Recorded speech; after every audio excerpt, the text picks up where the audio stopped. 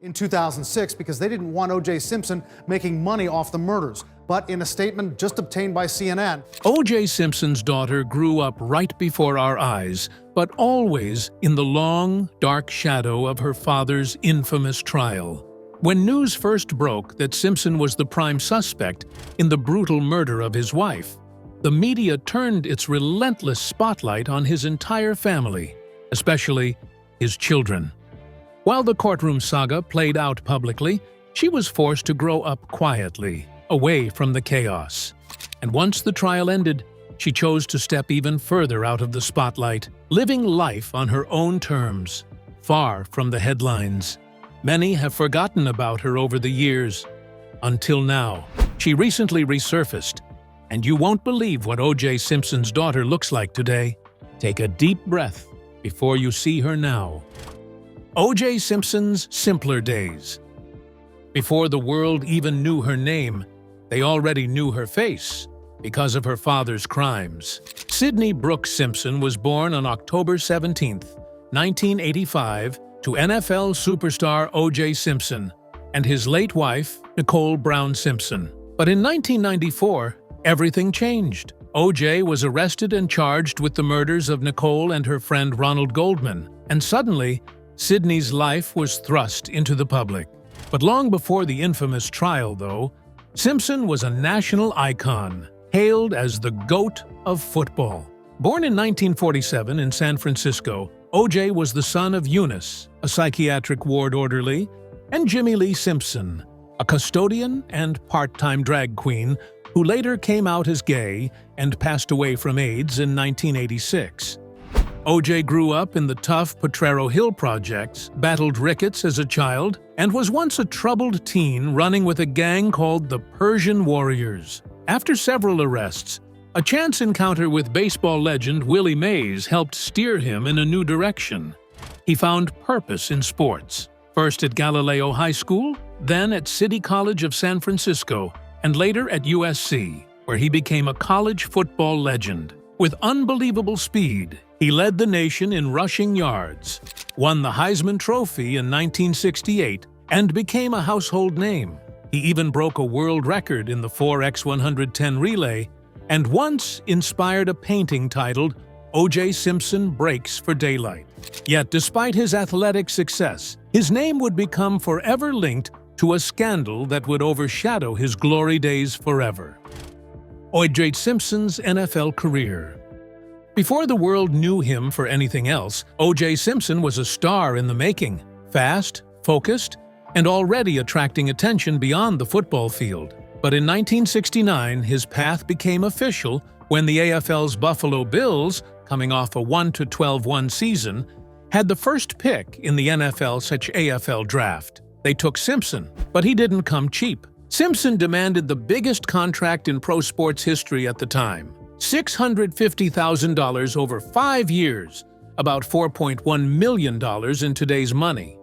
That led to a standoff with Bills owner Ralph Wilson, as Simpson threatened to ditch football and become an actor instead. Eventually, Wilson gave in, and the deal was signed. Simpson entered the NFL with sky-high expectations, but his first 3 seasons were underwhelming. He averaged just 622 rushing yards per year. Bills coach John Roach didn't want to build the offense around one player, so he used Simpson more for blocking and receiving. When Rauch resigned in 1971, the team brought in Harvey Johnson, who tried a new system, but the results were still disappointing. Everything changed after the 1971 season when Lou Saban took over as head coach. Unlike the others, Saban made Simpson the focal point of the offense, and it paid off. In 1972, Simpson rushed for over 1,000 yards for the first time, finishing with a league-best 1,251 yards. The next year, he made history. In 1973, Simpson became the first player ever to rush for over 2,000 yards in a single season, 2,003 yards and 12 touchdowns to be exact. He broke the milestone with a 7-yard run in the final game of the season against the New York Jets, shattering Jim Brown's previous record of 1,863 yards. For that performance, Simpson was named NFL MVP and won the Burt Bell Award. And unlike others who later broke the 2,000-yard mark in a 16-game season, Simpson did it in just 14 games, a record that still stands today. He kept the momentum going. Simpson rushed for over 1,000 yards in each of the next 3 seasons. Though he didn't lead the league in 1974, he still passed the 1,000-yard mark, despite a knee injury. That same year, he made his first and only playoff appearance. In a game against the Pittsburgh Steelers, he rushed for 49 yards and caught a touchdown pass, but the Bills lost 32-14. In 1975, he bounced back in a big way, winning the rushing title again with 1,817 yards and 16 touchdowns. He also recorded a career-high 426 receiving yards and 7 receiving touchdowns. He did it again in 1976, leading the league with 1,503 rushing yards and 8 touchdowns. That season included what many consider the best game of his career, a 273-yard performance on Thanksgiving Day against the Detroit Lions. Despite his record-setting day, the Bills lost the game 27-14. One of the season's more infamous moments came in a game against the New England Patriots. After being stuffed for no gain, Simpson got into a physical fight with defensive end Mel Lunsford. Both were ejected after the scuffle turned into a field-wide brawl. The Patriots won 20-10, while the Bills finished with a miserable 2-12 record. In 1977, injuries took a toll, and Simpson played only 7 games that year. Then came the trade. On March 28, 1978, the Bills traded Simpson to his hometown team, the San Francisco 49ers, in exchange for 5 draft picks. Simpson had previously asked to be traded to the LA Rams, but the 49ers got him instead. He played 2 seasons in San Francisco, rushing for 1,053 yards and 4 touchdowns before knee issues forced him to retire. His final NFL game came on December 16, 1979, in a 31-21 loss to the Atlanta Falcons.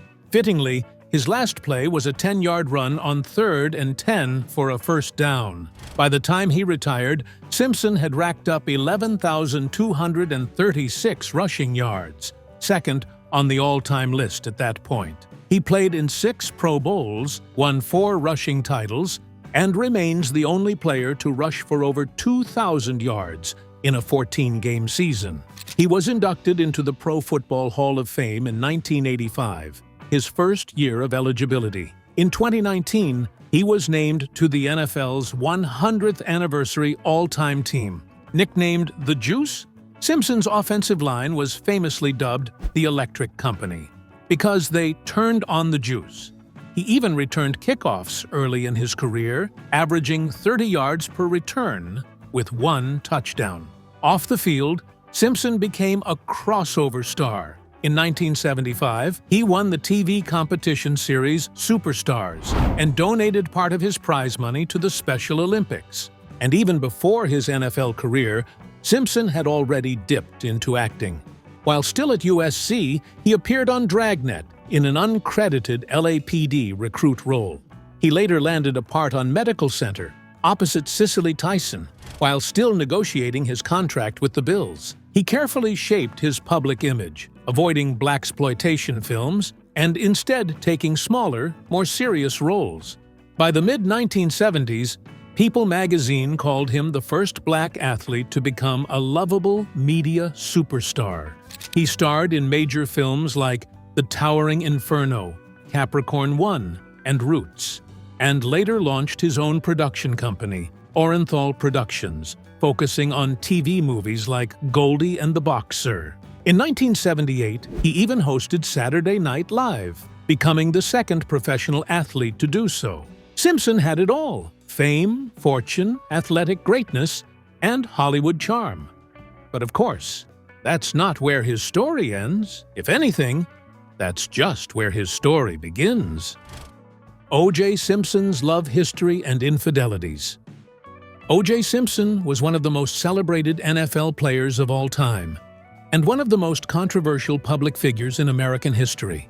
His career achievements were once the stuff of legend, but over the years, a string of criminal charges and messy relationships turned the spotlight on his personal life. Simpson's love life began long before the headlines. He and Marguerite Whitley were high school sweethearts and tied the knot in 1967. A year later, they welcomed their first child, Arnell Simpson, who would later stand by her father's side during his legal battles. In 1970, their son Jason was born, someone the media would eventually circle with speculation due to rumors surrounding his possible involvement in the events leading up to Nicole Brown's death. Their youngest child, Aaron, was born in 1977, but tragedy struck less than 2 years later. Aaron drowned in the family's swimming pool in 1979, just months before O.J. and Marguerite's divorce was finalized.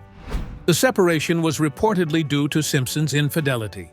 He had already begun a relationship with Nicole Brown, despite still being married. Nicole was just 18 when she met O.J. in 1977 at a Beverly Hills nightclub where she worked as a waitress. Despite his fame as an NFL icon and actor, she had no idea who he was. At the time, Nicole was a student, model, and aspiring photographer. But not long after they met, she dropped out of college and moved in with him. The relationship moved fast and turned dark just as quickly.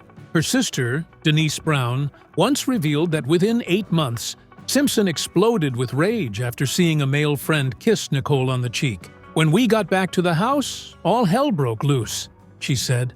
Despite still being married to Marguerite, Simpson continued to see Nicole. In March 1979, his first marriage officially ended.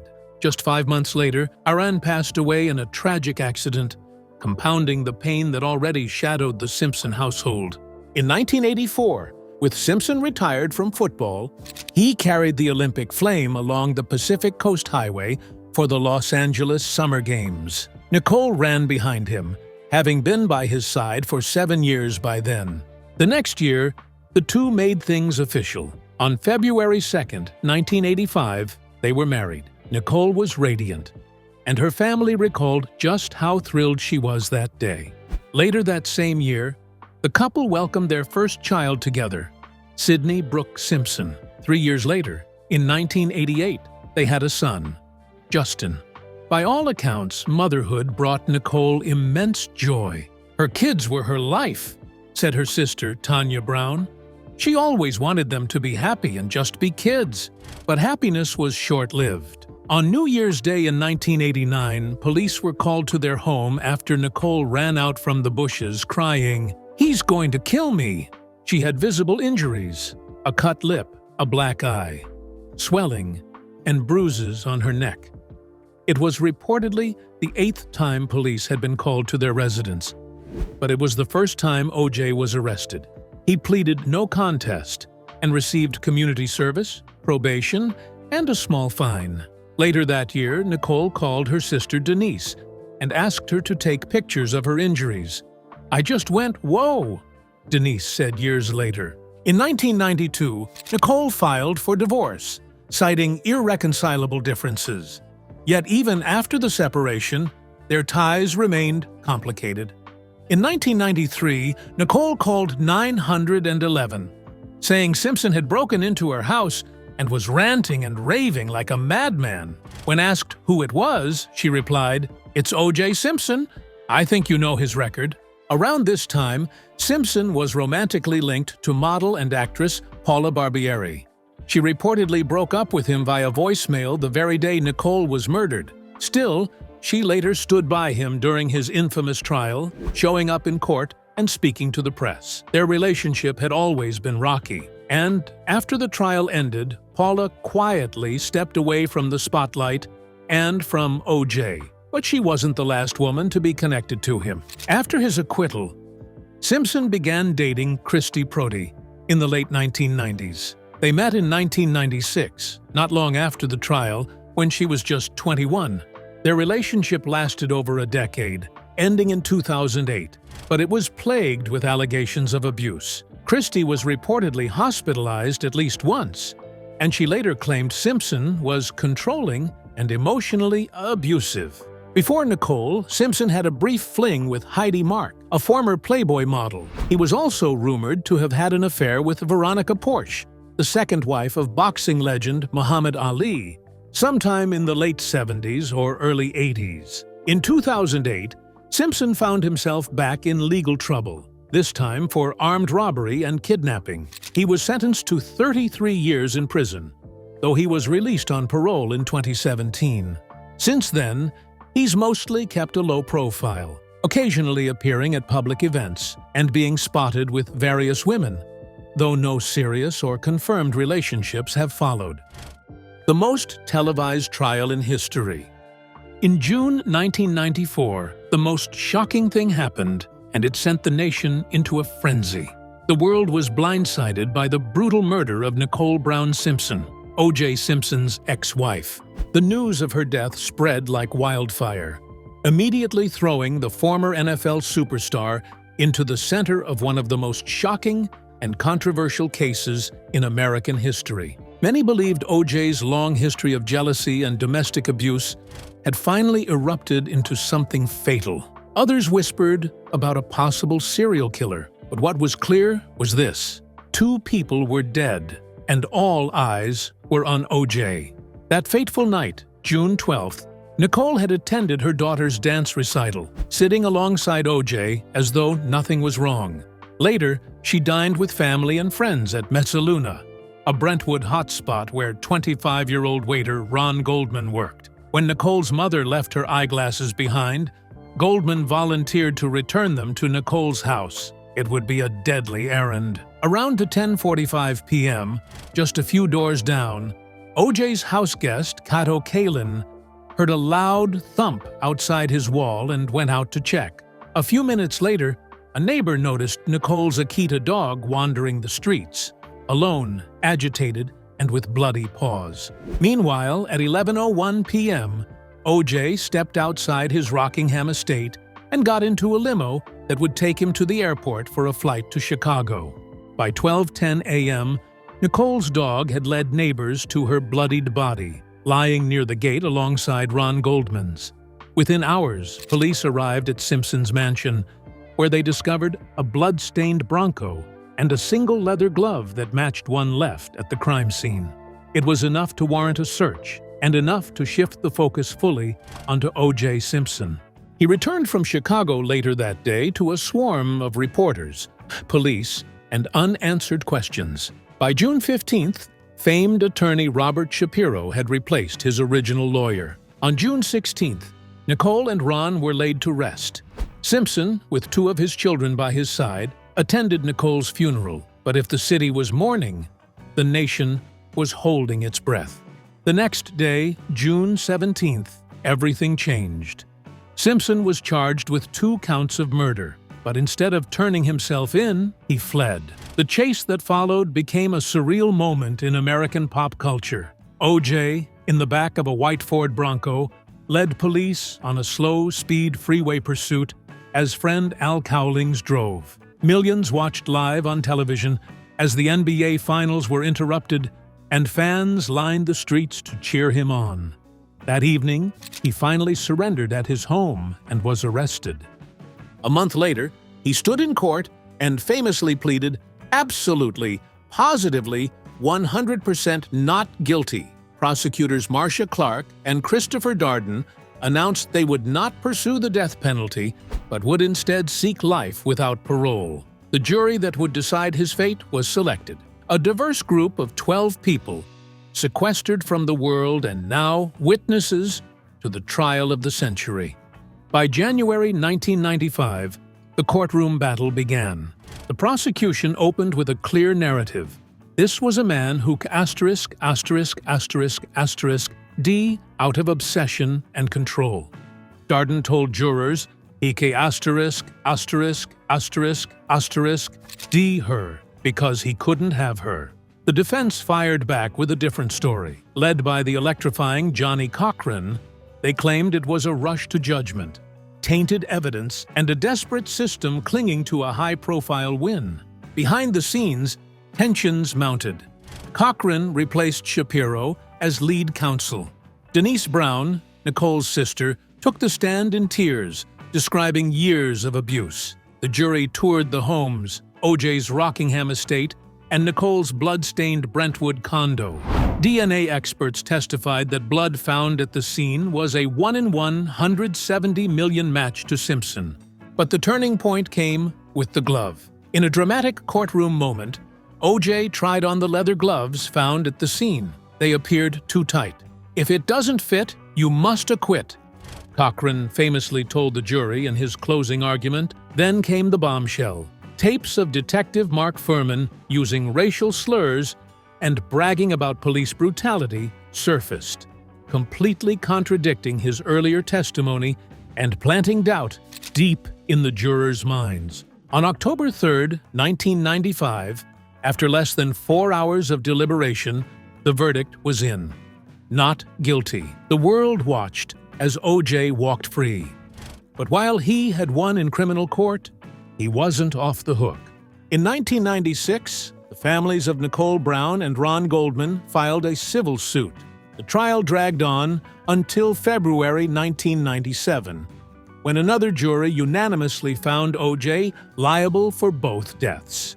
He was ordered to pay $8.5 million in compensatory damages and another $25 million in punitive damages. But as Fred Goldman, Ron's father, said, "The money is not an issue. It never has been. It's holding the man who killed my son and Nicole responsible." From celebrated athlete to accused murderer, O.J. Simpson's fall from grace wasn't just a personal tragedy, it was a national spectacle. Until this day, his trial remains one of the most talked about trials in the whole world. Background on Sidney Brooke Simpson. The O.J. Simpson murder trial remains one of the most infamous cases in American and global history. While the world was captivated by the courtroom drama, few considered the lasting impact it had on those closest to the victims, especially Sidney Brooke Simpson, the daughter of O.J. Simpson and the late Nicole Brown. The tragedy didn't just change her life, it defined her childhood.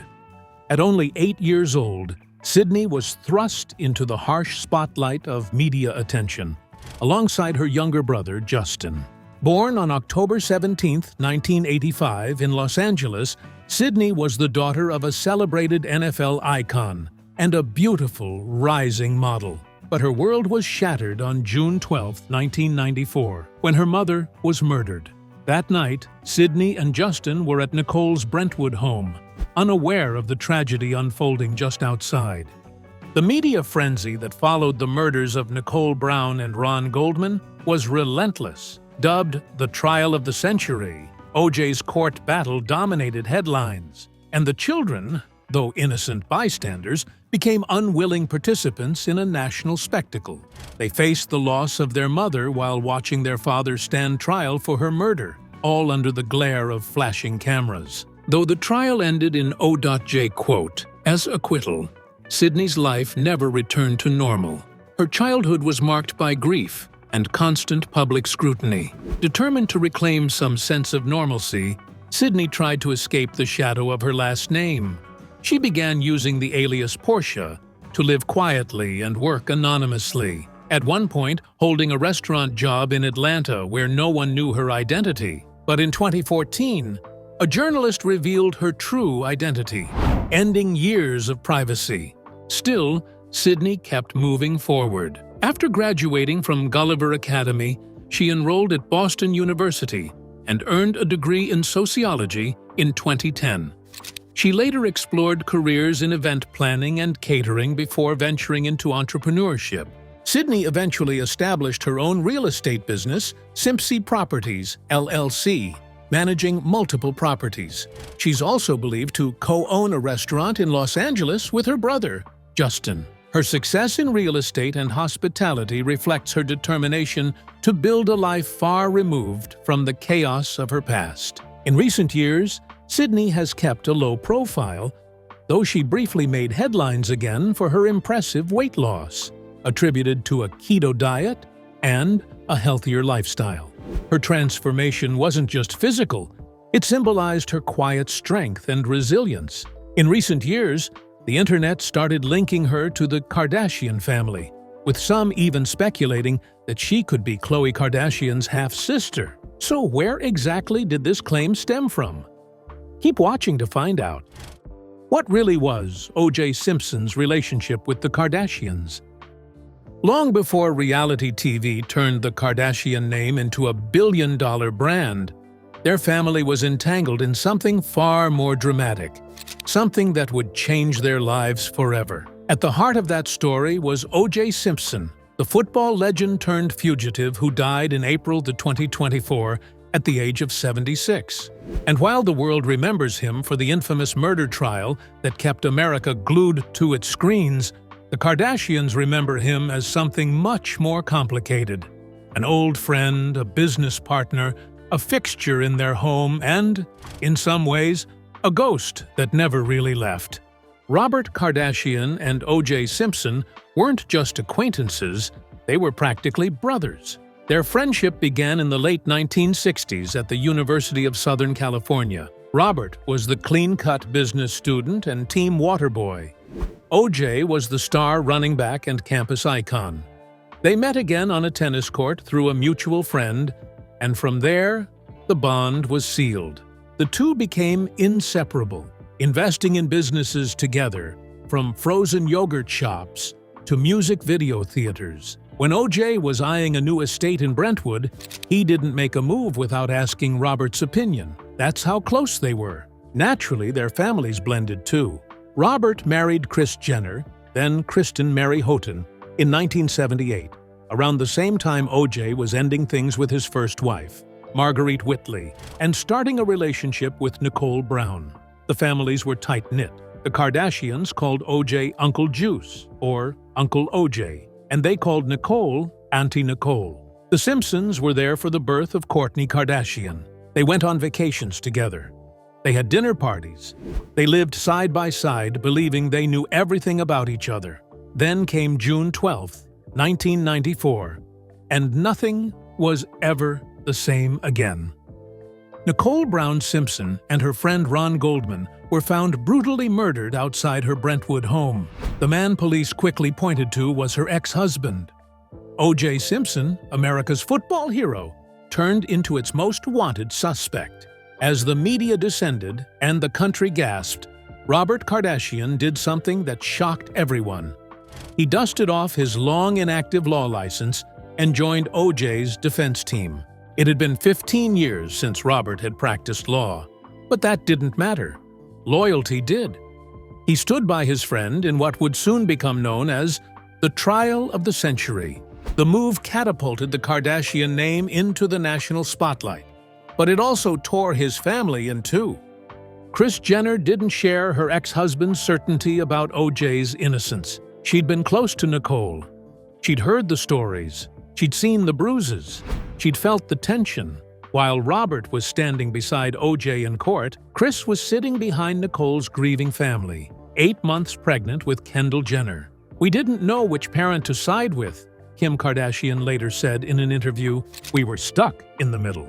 And things only got darker from there. In one of the most chilling moments of that time, O.J. threatened to end his own life in 13-year-old Kim's bedroom.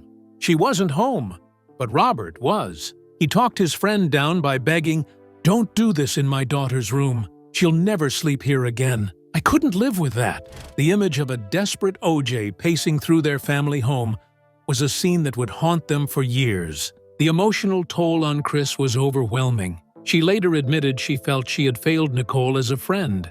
In a quiet act of tribute, when her daughter was born months later, she named her Kendall Nicole Jenner. Kendall would later confirm in a Snapchat video, "My middle name is after Nicole Brown Simpson because that was my mom's best friend, and I'm honored to have this name." Even after the trial ended with O.J. being found not guilty, the shadows didn't lift. Rumors swirled, especially about Khloe. Tabloids speculated endlessly. The that Simpson, not Robert Kardashian, was her biological father. The theory never really died, despite being based on nothing more than some wild gossip. Eventually, O.J. himself had enough. In 2019, he joined Twitter, now X, and addressed the rumor head-on. Bob Kardashian, he was like a brother to me, he said in a video. I never, and I mean never, had any interest in Kris. She never gave me any reason to think she had interest in me. He called the stories bogus, bad, and tasteless, and added, Khloe, like all the girls, I'm proud of. But she's not mine. Khloe had already shut the rumors down herself. In a 2018 episode of Keeping Up with the Kardashians, she took a 23andMe DNA test that revealed her heritage. 58% European, 41.6% Middle Eastern. No O.J. in sight. As for Robert Kardashian, he passed away in 2003 after a battle with cancer. It was a loss the family still deeply feels. Every year, Kourtney and Khloe post tributes. They don't talk about the trial or O.J. or any of the chaos. They just remember the dad who always picked up the phone, who drove them to school, who showed up. In a strange, full-circle moment, O.J. followed his old friend into the same fate. In May 2023, he revealed he was being treated for cancer. By April 10, 2024, he was gone. What began as a story of brotherhood, backyard barbecues, and family vacations ended in tragedy, betrayal, and lifelong scars. For the Kardashians, their history with O.J. Simpson isn't just about tabloid headlines or courtroom drama. It's about real people, real pain, and a past they'll never fully escape. What are your thoughts on the O.J. Simpson case? Share your thoughts with us in the comments below. Don't forget to like, share, and subscribe. Also, click the next video shown on your screen. You will enjoy it.